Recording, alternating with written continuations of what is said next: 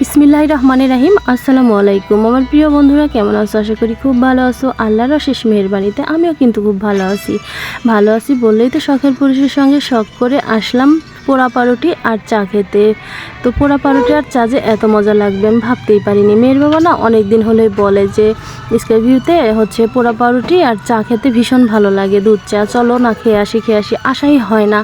তো হঠাৎ আজকে মনে হলো যে চলো যাই, সবাই মিলে একটু চার পোড়া পাউরুটি খেয়ে আসি। তো এতই টেস্টি খাবারটা ছিল, কীভাবে বোঝাবো তোমাদের। তোমরা যারা যারা এখনও খাও নাই খেতে আসো, অবশ্যই সিরাজগঞ্জের যারা যারা আসো খেয়েছো, আর সিরাজগঞ্জের বাইরে থেকে যারা যারা আমার ভিডিও দেখো সিরাজগঞ্জে এসে স্কাই ভিউ থেকে অবশ্যই পোড়া পাউরুটি আর দুধ চা খেয়েছেও, ভীষণ মজা। এটা হয়তো বা এর মানে এখানকার চেয়ে অনেক অনেক জায়গায় হয়তো বা হয় এই খাবারটা, কিন্তু আসলে একই খাবার দেখবে যে 5 জন মানুষের রান্না 5 রকম হবে, আমি সে কারণেই বললাম। তো যাই হোক, পোড়া পাউরুটি আর দুধ চা খেতে ভীষণ টেস্টি, ভীষণ মজা লাগতেছে। আর আমি বললাম মেয়েকে যে আমি খাচ্ছি সেটা একটু দেখা, এত মজার খাবার খাচ্ছি সেটা না দেখালে কি হয় বলো। যদিও আমি চা খাই না জানো, আমি না চা খেতে একদমই পছন্দ করি না, চা খেতেই ইচ্ছা করে না, তবুও যেন মানে ভীষণই ভালো লাগছে খেতে। আর মানে মেয়ের বাবাকে বলতেছি আবার এসে খাবো।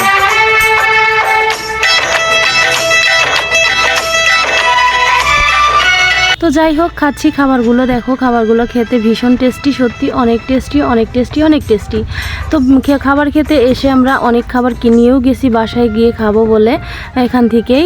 যাই হোক, সেটা আবার বাসায় যেয়ে খাবো। এখান থেকে শুধু মানে এখানে বসেই খেতে চেয়েছিলাম, কিন্তু না, বৃষ্টি বৃষ্টি ভাব, মানে আকাশে মেঘ ভীষণভাবে বিদ্যুৎ চমকাচ্ছে। সে কারণে এবার মেয়ের বাবাকে বললাম যে চলো বাসায় যেয়েই খাবো, এখানে খেতে খেতে বৃষ্টি এসে গেলে ভিজে একবারে অবস্থা খারাপ হয়ে যাবে, কাক হয়ে যাব। তো কাক হওয়ার চেয়ে না বাসায় বসে আরামসে খাবো, নিয়েই যাই প্যাক করে। তো যাই হোক, এখন খুব সুন্দর করে কি বলে দুধ চা আর পোড়া পাউরুটি খাচ্ছি, বাসায় যেয়ে ওইগুলো খেয়ে নেব। তো এখন তোমার বাজে সন্ধ্যার দিকে অবশ্য আসছি, তারপরেও খেতে খেতে আমাদের প্রায় 8টা সাড়ে 8টা বেজেই গেছে। আর আমার পিঁপড়াটা, বিশ্বাস করো, ওর যে এতই পছন্দ চা, আমার পেটে থেকে হয়েছে, আমি চা খাওয়া পছন্দ করি না, অথচ আমার পিঁপড়া ভীষণভাবে চা খেতে পছন্দ করে, ও প্রচুর পছন্দ করে। ওরটা খেয়েছে, আমার থেকে একটু দিয়েছি, ওর বাবার থেকে একটু দিয়েছে, মানে খুব পছন্দ করে। আবার যে এক্সট্রা আরও দিব সেটা নেবে না, মানে আমাদের থেকে একটু একটু করে নেবে। তো যাই হোক, আমার পিঁপড়াটা সব কিছু যেন অন্যরকম লাগে। দোয়া করো তোমরা আমার সোনামণি দুইজনের জন্যই দোয়া করো যে আমার 2টা সোনাকে যেন মানুষের মতো মানুষ করতে পারি। আমার এটি একটাই স্বপ্ন। তো আমার 2টা মেয়ে চা খাচ্ছে, আমার বড় মেয়েও চা পছন্দ করে, ছোটো মেয়ে একটু বেশি পছন্দ করে। মানে কিছু হইলে যদি বলা যায় কিছু খাও, চা দাও, চা খাচ্ছি, চা খাবো, চিন্তা করো, মানে কি একটা কথা, সে চা খেয়ে পেট ভরবে। আর এই যে আমার শখের পুরুষ দেখো, মানে শখ করে চা খাওয়াইতে নিয়ে আসছে। তো যাই হোক, আলহামদুলিল্লাহ, আমার যে কি ভালোই লাগে কি বলবো। আমাদের 4 জনের সংসার, এত সুখের এত শান্তির সংসার, আমরা অনেক ভালো আছি। আর এই ভিডিওতে তোমাদের সুন্দর একটা কথা বলি, দেখো আমার শর্ট কিছু ভিডিও দেখে তোমরা অনেকে গুলিয়ে ফেলো। দেখো ভিডিও তো ভিডিওই, কন্টেন্ট তৈরি করতে হলে অনেক কিছুই করতে হবে, অনেক কিছুই বলতে হবে, সেখানে না পার্সোনাল জীবনটাকে গুলিয়ে নিও না বন্ধুরা। তো আমি কিন্তু রাগ করি না, আমি সুন্দরভাবে বুঝিয়ে বললাম তোমাদের। আর এখন আমরা এখান থেকে উঠে যাব, এর মাঝে বড় মেয়ে বলতেছে আম্মা একটু বসো, আমি পুরোটা ঘুরিয়ে একটু দেখাই। যদিও ওইভাবে দেখাতে পারে নাই, ওই লোকজনের সামনে না আমার মেয়ে না লজ্জা পায় কেমন যেন। আর দেখো বারবার গলাটা আটকা আসতেছে, কারণ ঠান্ডাটা আমার এখনও কমে না, আমার প্রচুর পরিমাণে ঠান্ডা লেগেছে, জ্বর এসেছে, এখন পর্যন্ত গলার মধ্যে যেন খুশখুশনি লাগে। আর যেটা বলতেছিলাম, মানুষ থাকলে না আমার কন্যাটা দেখাতে পারে না, লজ্জা পায়। তারপরেও চেষ্টা করতেছে যে একটু দেখাই আম্মু সবাইকে, তুমি বসে আছো, আর সবাই বসে বসে জাগাচ্ছে।